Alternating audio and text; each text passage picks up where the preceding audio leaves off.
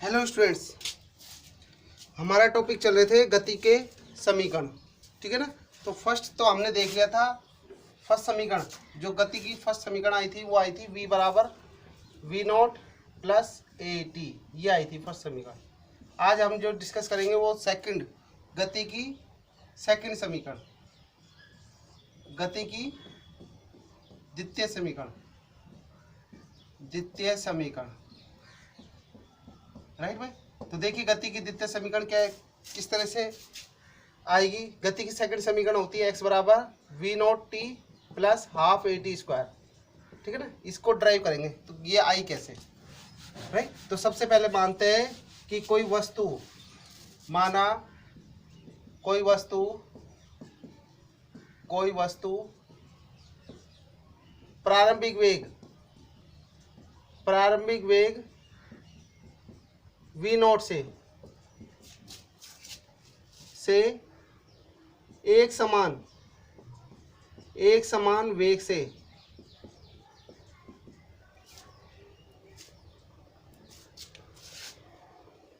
वेग से गति कर रही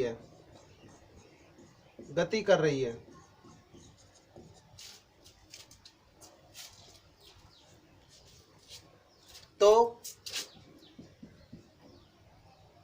तो देखिए इसका जो ग्राफ आएगा किस तरह आएगा। ये हमारे पास t है, यहाँ t किस में, सेकंड में है। और यहाँ पर क्या है, वेग है। वेग किस में, मीटर पर सेकंड में। तो स्टार्टिंग में जो उसका वेग है वो कितना है, v नॉट है। कितना है, v नॉट है। ठीक है। तो इसके बाद वो जो गति कर रही है वो किस तरह से कर रही है, वो यहाँ तक ऐसे गति कर रही है। ठीक है ना। यहाँ से यहाँ तक, यहाँ से लेके यहाँ तक। ठीक है। राइट। तो यहाँ से यहाँ तक का जो समय कितना लिया है मैंने, टी लिया है, टी लिया है। देखो यहाँ से यहाँ तक। और यहाँ पे इसका वेग कितना हो जाएगा, यहाँ पे इसका वेग हो जाएगा, देखो करस्पॉन्डिंगली संगत, इसके संगत वेग होगा, इसका कितना होगा, v होगा। ठीक है भाई। अब देखो हमें इसका जो टोटल एरिया निकालना है, एरिया। और मैंने आपको बताया था जो वी टी ग्राफ का जो एरिया आएगा वो किसको बताता है, विस्थापन को बताता है।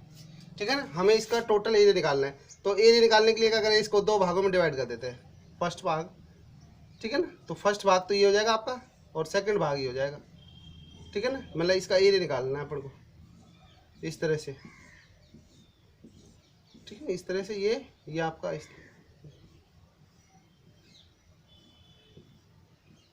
ठीक है ना, इस तरह से। ये देखो दो भाग में डिवाइड कर दिए। तो फर्स्ट है ये आपका, इसमें इसका नाम है, ये बिंदु ए है, ये बिंदु ए है, ये बी है, ये सी हो गया, ये डी हो गया, और ये बिंदु ओ हो गया। ठीक है भाई। तो देखिए इसका क्षेत्रफल कैसे निकालेंगे। चूंकि हम जानते हैं कि वी टी ग्राफ का क्षेत्रफल विस्थापन x को प्रदर्शित करता है। ठीक है। तो देखिए इसका कुल क्षेत्रफल कितना होगा, क्षेत्रफल किसका, आकृति का, वीटी ग्राफ में कुल क्षेत्रफल किसका, हाँ, आकृति मान लेते हैं ओ ए बी डी का क्षेत्रफल। ठीक है भाई। अब देखो इसका क्षेत्रफल है क्या है, दो भागों में बांट देते हैं। तो पहला ले लेते हैं अपन, ये वाला त्रिभुज फर्स्ट ले लेते हैं। तो त्रिभुज कौन सा ले लेते हैं, त्रिभुज ए बी सी का क्षेत्रफल। ठीक है ना, क्षेत्रफल प्लस, राइट भाई, प्लस कौन सा ले लेते हैं, आकृति, आयत का, ये आयत हो गया। तो आयत कौन सा हो गया, ओ ए सी डी का क्षेत्रफल। राइट भाई, ये वाला का क्षेत्रफल हो गया। अब देखो यहाँ पे स्टार्टिंग में कितना है, यहाँ पे देखो ध्यान देना सभी, ये बिंदु सी है, मैं यहाँ पे शो कर रहा हूँ, यहाँ पे शो कर दिया सी। ठीक है ना, सी। तो देखो यहाँ तक तो कितना है, वी है, और यहाँ पे कितना है, यहाँ पे आपका वी है। तो यहाँ से यहाँ तक की हाइट कितनी हुई, v माइनस वी नॉट हुई, ठीक है ना, यहाँ से लेके यहाँ तक की हाइट हो गई। और यहाँ से यहाँ तक का जो एरिया ये कितना हो गया आपका, ये आपका वी नॉट हो गया, राइट भाई। तो देखो त्रिभुज है, अब त्रिभुज का क्षेत्रफल कितना होता है, त्रिभुज का क्षेत्रफल होता है 1/2 आधार, आधार आधार कितना है यहाँ से यहाँ तक का समय, हमारा टोटल टी है, यहाँ तक का समय टी लग रहा है, ठीक है। तो आधार, आधार कितना होगा AC, ठीक है, और हाइट कितनी होगी BC, प्लस इसका क्षेत्रफल कितना होगा OABC, यानी लंबाई गुणा चौड़ाई, लंबाई ले लेते हैं यहाँ पे OD, ठीक है भाई, OD ले लेते हैं, O से D हो गई, और लंबाई गुणा चौड़ाई, चौड़ाई हो जाएगी आपकी OA ले लेते हैं, ठीक है भाई, OA। अब देखो यहाँ पे 1/2 AC का मान कितना है, देखो यहाँ से A से C T है ना भाई, मैं यहाँ पे साइड में लिख देता हूँ, AC है या OD है, तो दोनों का मान कितना T है। इसके बाद यहाँ आपका OA ले लो चाहे CD ले लो, OA या DC, ये कितना है V नॉट है, ठीक है भाई। और यहाँ से BC कितना हो जाएगा V माइनस वी नॉट, ठीक है भाई। तो देखो AC कितना है, T के बराबर है, T के बराबर है, BC कितना है V माइनस वी नॉट है, ठीक है, प्लस OD कितना हो गया, देखो OD हमारा है यहाँ पे T के बराबर, और OA कितना है, OA V नॉट के बराबर है, राइट। तो यहाँ से देखो इसको सॉल्व करते हैं, कितना आएगा 1/2 V minus V naught into T हो जाएगा, plus V naught into T हो जाएगा, इसको रीअरेंज किया है। और मैंने आपको बताया था इसका VT ग्राफ का कुल क्षेत्रफल है, किसको बताता है, विस्थापन को, ठीक है। तो ये विस्थापन हो जाएगा, और विस्थापन को किससे लिखते हैं, विस्थापन को किससे लिखते हैं, x से, राइट। तो x बराबर कितना हो जाएगा आपके पास 1/2 V माइनस, यहाँ पे इसको दे देते हैं ना, समीकरण 1 दे देते हैं, समीकरण 1 दे दिया भाई, ठीक है ना। अब देखो हमने जो गति की फर्स्ट समीकरण पढ़ी थी, गति की फर्स्ट समीकरण क्या थी भाई हमारे पास, राइट भाई। तो गति की फर्स्ट समीकरण, मैं इसको ऊपर से इरेज कर रहा हूँ,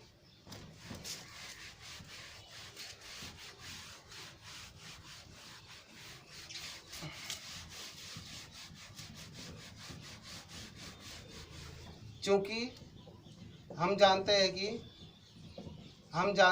कि गति की प्रथम समीकरण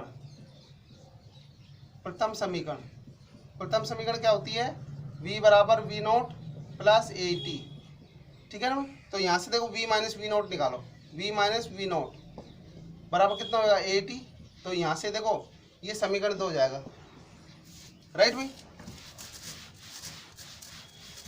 अब देखिए यहाँ से वैल्यू रखो, यहाँ पे क्या रखो, वैल्यू रखो, समीकरण 2 का मान, समीकरण 2 से V माइनस वी नॉट का मान समीकरण 1 में का मान समीकरण 1 में रखने पर तो रखेंगे तो कितना आएगा भाई, देखो x बराबर आएगा आपका 1/2, इसका मान कितना है AT है इसका मान, इंटू टी आ जाएगा, प्लस V नॉट T। तो इसको आगे सॉल्व करो तो कितना होगा 1/2 AT का स्क्वायर हो जाएगा plus V not T, right भाई। तो अब आगे देखो, इसके बाद इसमें कितना हो जाएगा, इसको आगे लिखाओ, x बराबर V नॉट T, इसको आगे ले आया, इसका कुछ नहीं किया, 1/2 AT का स्क्वायर। तो हमारा क्या होता है, ये गति की द्वितीय समीकरण है, क्या है, गति की द्वितीय समीकरण है, राइट भाई। इस तरह से हम प्रूव करेंगे। अब आता है गति की तृतीय समीकरण। तो गति की तृतीय समीकरण के लिए देखें किस तरह से करेंगे, ठीक है भाई। यहां तक अब मैं इरेज कर रहा हूं, ये समीकरण 3, ठीक है ना।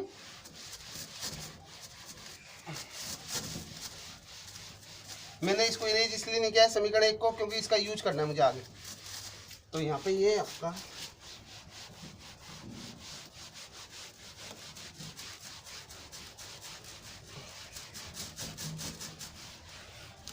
देखो थर्ड है, गति की थर्ड समीकरण, गति की तृतीय समीकरण,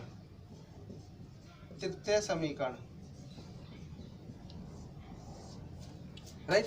गति की तृतीय समीकरण क्या होती है? वी स्क्वायर बराबर वी नोट का स्क्वायर प्लस 2ax, ये होती है। राइट। अब वो कैसे आती है वो देखते हैं हम। तो सबसे पहले हमारे पास क्या है, ये समीकरण है। पहले समीकरण एक से क्या है, x बराबर 1/2 v minus we naught T, ये ब्रैकेट आएगा यहाँ पे, T plus V naught T. इसको सोल्व करो पहले। तो इसको सोल्व करेंगे कितना आएगा, देखो 1/2 वी टी, देखो टी से गुणा कर दिया, minus 1/2 V naught T plus V naught T. ठीक है। अब देखो यहाँ पे ये दोनों, ये वाली वैल्यू और ये वाली वैल्यू, वी नोट टी वही ये है, सॉरी ये है। ठीक है। इन दोनों को सोल्व करते हैं तो क्या आएगा, देखो 1/2 वी टी, ये तो यहाँ पे अपनी जगह। तो यहाँ देखो कितना आएगा, तो यहाँ से देखो वी नोट टी कॉमन ले लो एक बार, वी नोट टी कॉमन ले लिया तो यहाँ कितना आएगा अपने पास 1 माइनस 1/2। इस तरह से कर सकते हैं। ये देखो कैसे किया है, मैंने यहाँ से प्लस का कॉमन ले लिया, देखो ठीक है ना, प्लस का वी नोट टी कॉमन लिया है तो 1 तो यहाँ से आ गया और माइनस हाफ यहाँ से आ गया। ठीक है। तो इसको सोल्व करो तो कितना आएगा, हाफ वी टी प्लस कितना हो गया, ये यहाँ से कितना बचेगा, half V naught T into half बचेगा, हाफ। राइट। अब देखो कितना हो जाएगा, एक्स बराबर यहाँ से 1/2 कॉमन ले लो और टी भी कॉमन ले लो, 1/2 कॉमन ले लिया और टी भी कॉमन ले लिया दोनों में से, तो यहाँ पे क्या बचा, v plus V naught. Right भाई। तो ये हमारे पास ये आया इसका मान। अब देखो इसको हटा देते हैं हम समीकरण एक का। अब देखो हम जानते हैं भाई दो वेग होते हैं हमारे पास, एक तो वी नोट होता है और एक वी होता है। ठीक है। दो वेग अलग अलग है और इनका औसत निकालना है, औसत वेग निकालना है इसका। तो औसत वेग कैसे निकालते हैं, औसत वेग तो यानी दो वेग है तो दोनों वेग को जोड़ते हैं, v plus V naught upon 2, क्योंकि दो ही वेग है इसलिए 2 का भाग लगाया। तो हम इसको क्या लिख सकते हैं, v/t लिख सकते हैं एक तरह से। ठीक है ना। तो आपकी बुक में इस तरह से दिया हुआ है, 1/2 तो यहाँ पे आ ही जाएगा, ये मतलब इसका कितना होगा, v प्लस वी नोट बटे 2, एक ही तो बात है ये। ठीक है ना। ये तो x बराबर कितना होगा, ये v/t, ये आ जाएगा। ठीक है। इस तरह से v/t आपकी बुक में ऐसे क्या हुआ है। अब देखो हम जो आगे यूज करेंगे वो यहाँ पे टी को हटाना है, हमें क्या हटाना है, टी को। तो टी को हटाने के लिए क्या करेंगे हम, देखिए गति की फर्स्ट समीकरण से यूज करेंगे। ठीक है भाई। तो ये हमारा ये सारा रफ वर्क था इधर का था। देखो गति की प्रथम समीकरण से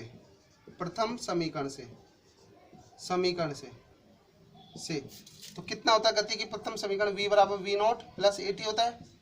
तो यहाँ से v कितना हो जाएगा, हमें t निकालना है, तो v माइनस वी नोट बराबर ए टी। तो t कितना आएगा, यहाँ से t आएगा v minus we naught upon a आएगा। ठीक है भाई। तो t का मान ये आ गया। अब t का मान ये आ गया तो इसका मान इसमें रख दे भाई, ध्यान देना सभी इसमें रख रहे हैं, ऊपर वाली में रख रहे हैं। ठीक है ना, ऊपर वाली समीकरण में रख रहे हैं, v plus V naught by 2 by, देखिए अब मैं इसको इरेज कर रहा हूँ है ना। ठीक है भाई। तो यहाँ पे वैल्यू रखो, देखो इस वाले में। ठीक है ना। इसको चाहे नाम देना चाहो तो नाम दे देना। ठीक है। टी का मान रखने पर तो कितना आएगा भाई, देखो x बराबर v प्लस वी नोट बटे 2 इंटू टी का मान देखिए कितना आ रहा है, v minus we naught upon a, ये मान आएगा इसमें। राइट भाई। ठीक है भाई। ये इसका मान आएगा। इसको मैं देखो साइड में लिख देता हूँ, यहाँ पे आपको दिख नहीं रहा हो तो। ठीक है। यहाँ पे मैं इसको देखो, यहाँ से टी का वैल्यू निकाल सकते हो आप, यहाँ से टी का मान आएगा यहाँ से v minus we naught upon a आएगा भाई। ठीक है। ये वाली टी का मान जो मैंने वो यहाँ पर रखा है। राइट। अब इसको आगे सोल्व करो तो x बराबर कितना हो जाएगा, v प्लस वी नोट और यहाँ पे v minus we naught upon 2a। Right भाई। अब देखो हम जानते हैं सूत्र से a प्लस बी और a माइनस बी का कितना होता है, a square minus B square होता है। ठीक है। तो देखो कितना हो जाएगा, यहाँ से v का स्क्वायर हो जाएगा माइनस वी नोट का स्क्वायर हो जाएगा अपॉन 2a x। तो इसकी वैल्यू कितनी आएगी, 2ax हो जाएगी यहाँ, तो 2x v square minus we naught का स्क्वायर। राइट। तो देखो कितना आएगा यहाँ से फाइनली, तो वी नॉट को इधर को लेकर आओ, वी नॉट को यहाँ पे लेकर आए प्लस 2ax बराबर वी का स्क्वायर। तो देखो ये समीकरण आ गई हमारे पास। तो यानी फाइनली कितने आई, वी स्क्वायर बराबर वी नॉट का स्क्वायर प्लस 2i से ये समीकरण आएगी। तो ये गति की थर्ड समीकरण होती है, राइट भाई। तो हमने तीनों समीकरण कैलकुलेट कर लिए। तीनों समीकरण कौन कौन सी है एक बार दोबारा देख लेते हैं, फटाफट देखिए भाई कितना कौन कौन सी है। फर्स्ट समीकरण थी v बराबर V naught plus A T, दूसरी समीकरण x बराबर U T V naught T plus half A T square, ठीक है। थर्ड समीकरण आई थी वी स्क्वायर बराबर वी नॉट का स्क्वायर प्लस 2ax, ठीक है ना, ये समीकरण आई थी भाई, जहाँ पे x विस्थापन है। अब देखो ये तो हमारे पास इक्वेशंस है, यहाँ पर क्या है, अब देखो तीनों कंडीशन में x कहाँ पर है, अपना मूल बिंदु पर स्थित है, x बराबर 0 मूल बिंदु पर स्थित है, मूल बिंदु पर स्थित है। अगर मान लेते हैं स्थिति एक, स्थिति क्या है हो गई, यदि कोई वस्तु मूल बिंदु पर स्थित न हो तो, मूल बिंदु पर स्थित न हो तो ठीक है, न हो तो माना वह x नोट स्थिति पर हो, तब समीकरण क्या होगी, ध्यान देना सभी। तो v नोट का तो इसमें तो x है ही नहीं, देखो पहली वाली समीकरण में, दूसरी में है x माइनस एक्स नोट हो जाएगा, बराबर कितना होगा वी नोट टी प्लस जहाँ पे भी x आ रहा है वहीं पे चेंज करना है आपको। तीसरी में क्या हो जाएगा, वी नोट का स्क्वायर बराबर V naught square plus 2ax X minus X naught. ये तो आपकी इक्वेशन क्या हो जाएगी, इस तरह से हो जाएगी, ये एक तरह की स्थिति है, ठीक है ना। तो यहाँ पर आपकी ये गति की तीनों समीकरण यहाँ कंप्लीट हुई है, राइट भाई। तो आज के लिए इतना ही।